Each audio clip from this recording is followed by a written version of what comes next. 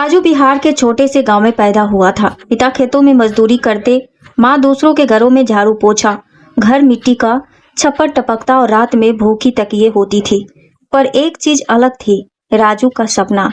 वो हर सुबह स्कूल जाने से पहले खेत में पिता के साथ काम करता और फिर टूटी चप्पलों में चलकर 5 किलोमीटर दूर सरकारी स्कूल जाता। टीचर कहते कि राजू, तुझ में कुछ है बेटा, मेहनत करता रह, तू एक दिन बड़ा आदमी बनेगा। राजू मुस्कुरा देता, पर दिल में सोचता कि टीचर जी, मेरे पास रोटी नहीं है, मैं बड़ा कैसे बनूंगा। गांव में कई बार ऐसा होता कि घर में कुछ खाने को नहीं होता। राजू की माँ कहती कि बेटा तू खा ले, मुझे भूख नहीं है। पर माँ झूठ बोलती थी। वो कई कई दिन बिना खाए फिर पानी पीकर रह जाती थी ताकि उसका बेटा भूखा ना सोए। राजू किताबों के पन्ने पलटता और सोचता कि माँ भूखी क्यों रहे जब मैं कुछ कर सकता हूँ। उसने खेतों में मजदूरी शुरू कर दी।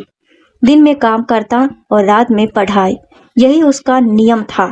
धीरे धीरे गांव के लोग उसे पागल राजू कहने लगे।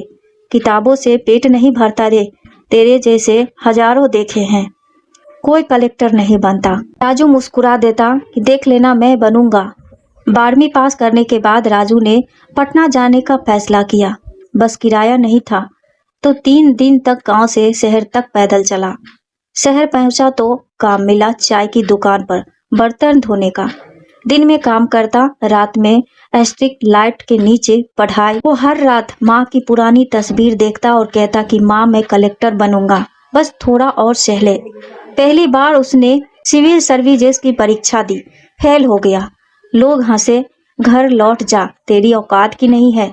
पर वो हार नहीं माना, वो टूटा नहीं, फिर से उठा। टूटी किताबें, पुरानी कॉपी और आंखों में सपने। दूसरे अटेम्प्ट के दौरान उसकी माँ बीमार पड़ी, पैसे नहीं थे इलाज के लिए। राजू दिल्ली में था। उसने माँ से कहा कि माँ, थोड़े दिन और रुक जाओ, मैं भेजता हूँ पैसे। पर वक्त नहीं रुका। कुछ दिनों बाद खबर आई कि तेरी माँ नहीं रही। राजू फूट फूट कर रोया।